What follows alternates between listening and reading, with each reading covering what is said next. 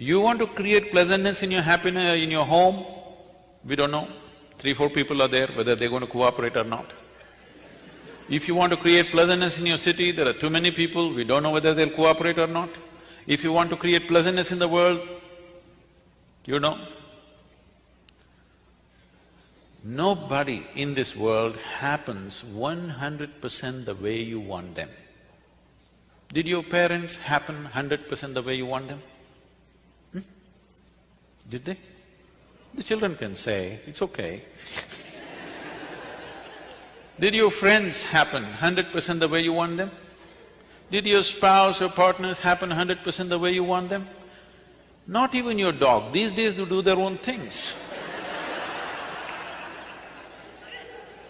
Nobody happens 100% the way you want them, but that is not the problem. The problem is this one.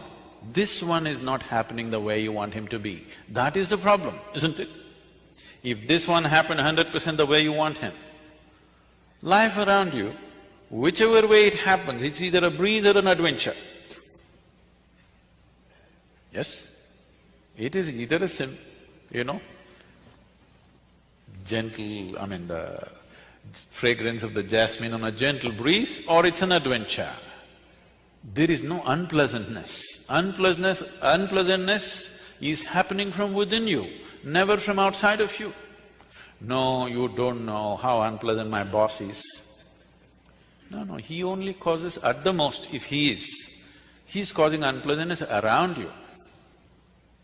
He cannot cause unpleasantness within you, isn't it? This is your work. This is completely your work, isn't it? Why would anybody cause unpleasantness to himself? Simply because we have chosen to live unconsciously, just as a compulsive reaction to everything that's happening around us. For solutions, we are looking into books, we are looking into all kinds of things. We are always looking elsewhere, never inward. This happened. We are from Tennessee. In Tennessee, every family with some kind of tradition has their own leather-bound, large-sized Bible of their own. They're very proud of this. It's so large, you can barely open it, at least children cannot. One day a boy, 12 years of age, who was studying in a boarding school elsewhere, came home and he found this huge book sitting there and he opened it. A few pages he opened, a leaf which had been there in the book for a long time, it was dry, it flew out and fell down. Then he called out loudly, "Mama, come and see what I found." She said, "What is it that you have found?" "Mama, come and see, please come and see what I have found." She said, "Come, tell me, what have you found?" He said, "I think I found Adam's underwear."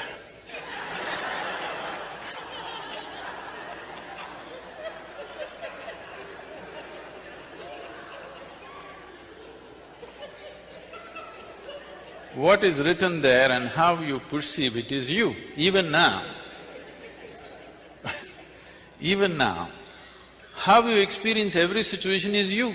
What is happening around you and how you experience is essentially you. What is written there and what you make out of it is essentially you. Just see, in the name of caste, creed, religion, race, nationalities, how much of a mess we have created on the planet. I'm sure every one of these things initially started with the greatest intention of human well-being, definitely. But just see what a mess we are. Simply because you can find an Adam's underwear in a book, you don't know what you will pick up. So, there is a way where there is no room for misinterpretation. That way is to turn inward, not to seek solutions outward. For outward things, you can seek outward solutions. For inner things, you seek inner solutions. Turning inward, what does it mean? Right now, as I earlier mentioned, the only way you can perceive is through five sense organs: seeing, hearing, smelling, tasting, touching. All these things are essentially outward bound.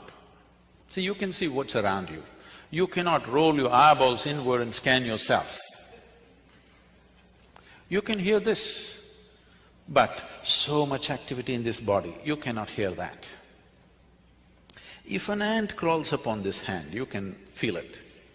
So much blood flowing, you cannot feel it. In the very nature of things, sense organs are outward bound, but everything that you experience is happening from within. This is the fundamental human predicament. Only if you turn inward, then you are into what you are referring to as India studies. Otherwise, India is a glorious chaos. Lot of Indians miss it. Too much order in America. Once in a way they have to go out and get lost and have a diarrhea at least. Yes or no? If not enlightenment, at least a diarrhea. You must eat the street food and something must happen. No, it need not be like that. It is just that it's very organic. It is always depending upon touching the inner genius within every human being. It is not depending upon the organization of the outside, which can be very chaotic. For a person who's been born and brought up in Western societies, India could be bewildering and scary. But you will see, Indian people are so much at home with the chaos because it's so organic. Everything is happening because of the human being. If one human being stops being human for a moment, everything collapses. So you can't afford to be mechanical about your life. You have to be conscious, otherwise you cannot manage even simple things in home. Initially, this was created consciously. Over a period of time, other things have happened, unfortunately. Now, this whole process of looking inward, what does it mean? Can I tell you my own story? It's okay with you? You're becoming very serious, it scares me. Shankaran Pillai came to United States. He had an international driving license. So he decided to take his car, his son-in-law's car, out for a spin. He's a good driver. If you have driven in India, you better be a good driver, otherwise you're a dead driver. So, very confidently he was driving. Then his wife called up on the phone and said, "Are you on I-75?" He said, "Yeah." "Just watch out, the traffic news is saying there is a man driving at full speed in the opposite direction." He said, "What the hell, one man, hundreds of people are driving in the opposite direction."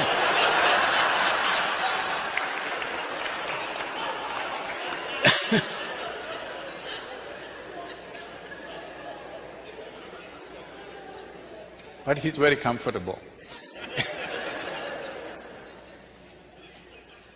So what does turning inward mean? This happened to me when I was just 3-4 years of age. Suddenly one day I realized, I don't know anything. I don't know anything means I don't know anything at all. If they give me a glass of water, I do not know what is water. When I say I do not know what is water, I know how to use it. I know if I drink it, it'll quench my thirst and so many other ways of using it. But I do not know what is water. Do you know what is water even today? With all this scientific exploration, you must understand, we have not understood a single atom in its entirety. We know how to use them, but we do not know what it is. even today. It is the only thing available in all the three states on the planet. 2/3 of the world, the planet itself is water, 2/3 of your body is water. If you want to look for life, you look for water. A drop of water means you think life is possible. It's the very basis of your existence on this planet. But you do not know what it is. So they give me a glass of water, I keep staring at this for 3-4 hours at a stretch. If I find a leaf, I will stare at it 5-6 hours. I sit up in my bed, staring at the darkness for the whole night. My dear father, being a physician, started thinking I need psychiatric evaluation. This boy is just staring at something or the other, unblinking for hours on end, he's lost it. My problem is, I look at this, I do not know what is this, how to shift my attention to something else, I'm just stuck to it, paying attention to it. In this condition, they sent me to school. I went to school and my mother told me, you must pay attention to the teacher. I went and paid attention. The kind of attention they would have never received in their life. Initially, I understood the words that they were speaking. After some time, I realized they're only making sounds. I am the one who's making up the meanings in my head. Even now, see, I'm only making sounds. Because you presume you know English language, you're making up the meanings.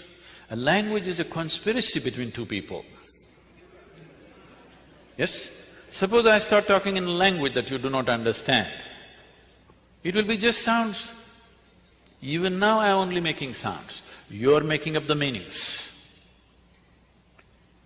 And there is a code book for this conspiracy called a dictionary.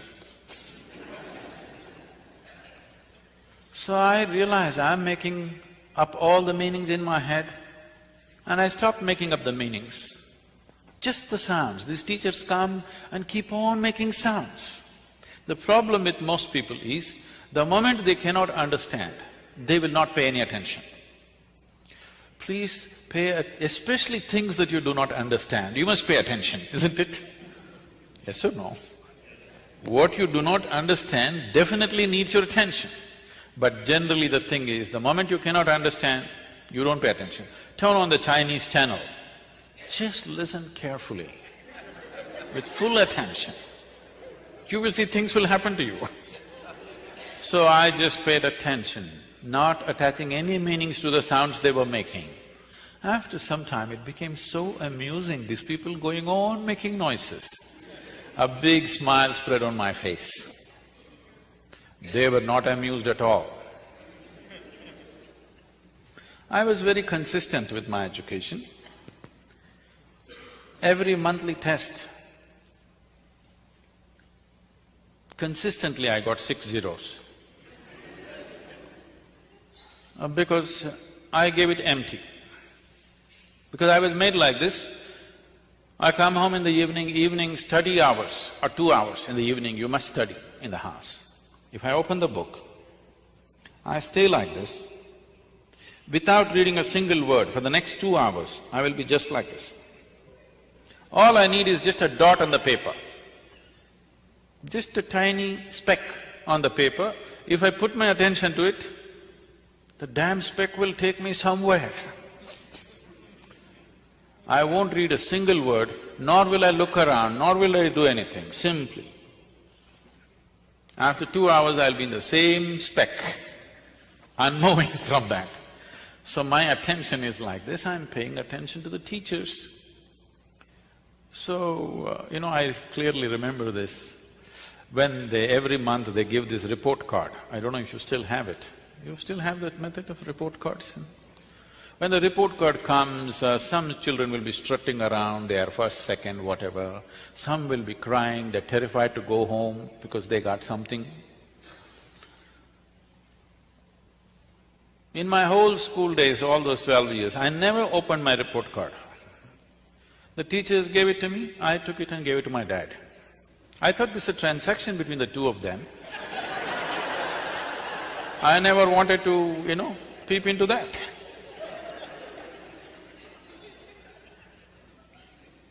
And I never was retained in any class, I always went on. About 4 years ago, this school where I studied over 4 decades ago, they came to invite me for their 125th anniversary of the school. They were inviting all the prominent alumni. They came to invite me. I said, "See, please, why me?" I was not just a not good student, I was not even a student. Don't take me back to the school. They said, "No, our school has produced federal ministers, our school has produced film stars, our school has produced cricketing stars. You are the only mystic, you have to come."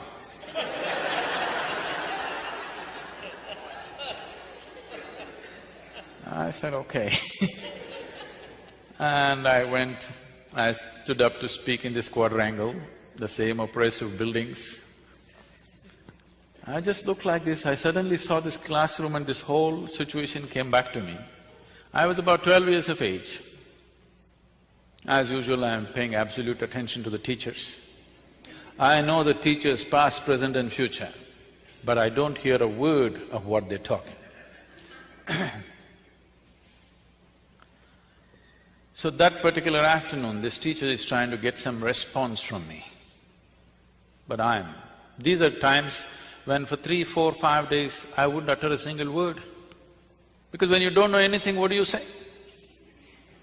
What is there to say? You know nothing. If you look at a leaf, you don't understand that in entirety. If you look at anything, you don't understand in its fullness. So there's nothing to say. He tried 35, 40 minutes trying to get some response. Nothing came out of me, I was paying full attention to him. He came, held me by the shoulder, shook me violently and said, "You must either be the divine or the devil. I think you are the latter." Till now, till that moment, my problem was, what is this, what is that, what is that, what is that? But there was one clarity, that this is me. Suddenly this man confused me about this also. I looked, well, am I devil, am I divine, what the hell am I?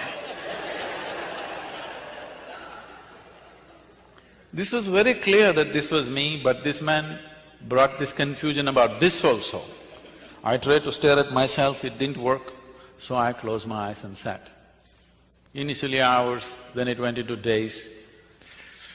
Once I closed my eyes and sat, I thought, in my experience, I felt it's about 25, 30 minutes. When I opened my eyes, a whole crowd of people around me, garlands around my neck, people are trying to pull my feet, pulling legs is a part of Indian tradition. And somebody wants to know about his business, somebody wants to know when his daughters will get married. I said, how the hell did these people manifest here? Where did they come from? Big crowd. They said, "You've been sitting here for 13 days. In my experience, I just sat there for 25, 30 minutes. I closed my eyes and I opened my eyes, a big crowd. Why I'm telling you this is, life is in many more ways than the way you understand and experience life through the 5 senses. The 5 sense organs are enough for your survival. If you want to just survive, these 5 things are fine. But if you want to know life, these 5 sense organs are not good enough, because this gives you only a comparative perspective of everything. What you know by comparison, see, you know light only because you know darkness, isn't it? The nature of sense organs is such, if you see this part of my hand, you cannot see the other part of my hand. Even if you take a grain of sand, if you see one part, you can't see the other part. If you're experiencing light, you cannot experience the darkness. This is the nature of sense organs, and everything is in comparison.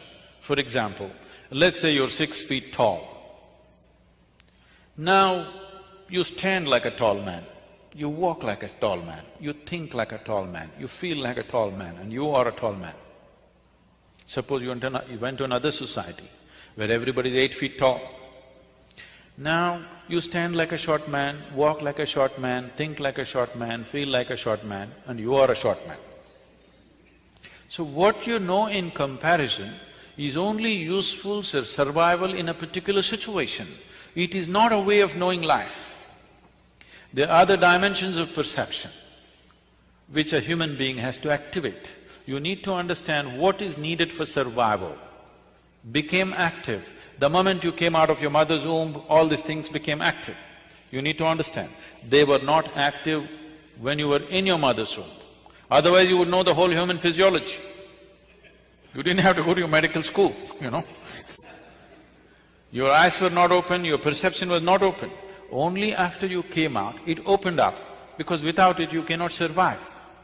If survival is all you're seeking, this is fine. But once you come as human, somehow survival is not good enough, isn't it? When survival is in question, it's a big issue. Once it's taken care of, it doesn't mean anything. Isn't it so? There is something within you, always longing for something more. Whoever you may be right now, whatever you may be right now, you want to be something more than who you are right now? Yes or no? If that something more happens, what? What? You want something more? If that something more happens, what? Something more, it looks like you're looking for expansion. Okay, we will make you the king or queen of this planet. No, don't look at me hopefully. You think I'll make such a blunder? Suppose you become the king or queen of this planet, will you be fulfilled, I'm asking you? You will look at the stars, isn't it? So there is something within you which wants to expand. I'm asking how much expansion would settle you for good? How much expansion would settle you for good? Hello? Unlimited. You're looking for infinite expansion, a fantastic desire, but a hopeless method. Your longing to become boundless is wonderful. See, there is something within you which does not like boundaries. Suppose I imprison you in a 5x5 cubicle right now, you will feel horribly imprisoned. Tomorrow, we will liberate you into a 10x10 cubicle. You will feel wonderful for a day, and again the same thing. Then we will liberate you into a 100x100 cubicle. You will feel wonderful for 3 days, and again the same thing. It doesn't matter where I set the boundary. The moment you can feel the boundary, you want to break it. Yes? There is something within you which does not like boundaries. There is something within you constantly longing to become boundless. You may be trying to settle this either unconsciously or consciously. If you're trying to settle it unconsciously, you think going out shopping will settle it. It does for a moment, again tomorrow the same thing. Or reading a book will settle it, or conquering something will settle it. All these things settles you for some time, and again the same thing. The moment you can feel the boundary, again it's a problem, isn't it? There is something within you longing to become boundless. You need to understand this. Boundaries are essentially the nature of the physical. The physical exists in this universe, the physical exists in creation only because of defined boundaries. I can call this a physical body only because there is a defined boundary. If I take away the boundaries of this body, could you call this physical? If it is all over the place, would it be physical? Only because it stays within a defined boundary, it's physical. So boundary is the nature of physical existence. There is something within you longing to go beyond all boundaries. So if you touch a dimension within you, which is not physical in nature, only then this will settle. Is there such a thing? Well, let's understand this. When you were born, your body was only this much, now it's become this much. How did it happen? What? How did it happen? The food that you've eaten, isn't it? The food that you've eaten. So what you call as my body is a heap of food, actually, or it's a piece of this planet. Physical is something that you gathered over a period of time, yes? Physical is an accumulation. What you accumulate, at the most, you can claim it is mine. It cannot be you, isn't it? It can be yours, it can never ever be you. It can be mine, it can never ever be me, isn't it? What you gather can belong to you, cannot become you. But right now, you are so identified with things that you have gathered. Not only in the body, in the mind, your mind is a heap of impressions that you have gathered. Your mind is a gathering, your body is a gathering. Both are accumulations. Between these two things, where are you? A dimension beyond the physical, which is the basis of all this. If you eat a piece of bread, it transforms it into such a fantastic machine that we call as human mechanism. This human body is the most sophisticated technology on the planet. Do you agree with me? Yes. The iPhone users, I'm asking you. Because I see you so deeply engrossed in it, you seem to think it's more than the eye. Now, this is the highest level of technology found on the planet. Everything else is a small imitation of this, isn't it?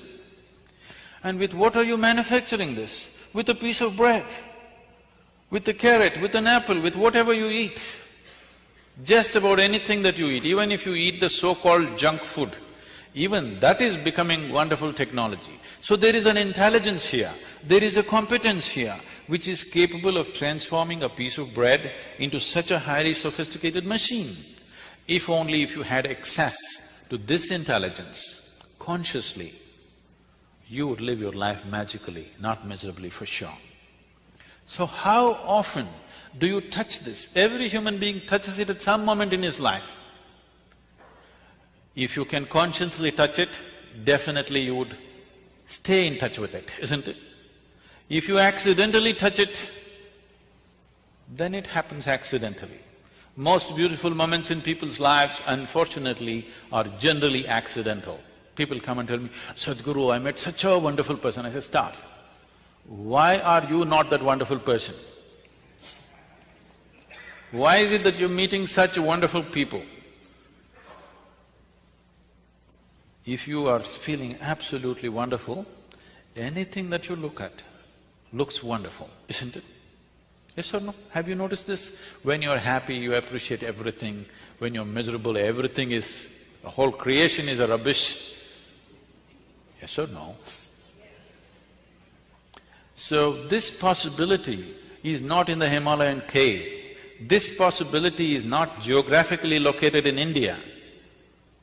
This possibility is here with every one of us. Whether we turn inward or we squander our life outward, that's all the choice you have. Because the experience of life, the quality of your life is right now determined not by what kind of clothes you wear, what kind of car you parked outside, what kind of home you live in. This moment, what is the nature of your experience? Is it immensely pleasant or unpleasant or seesawing between the two? That determines the quality of your life.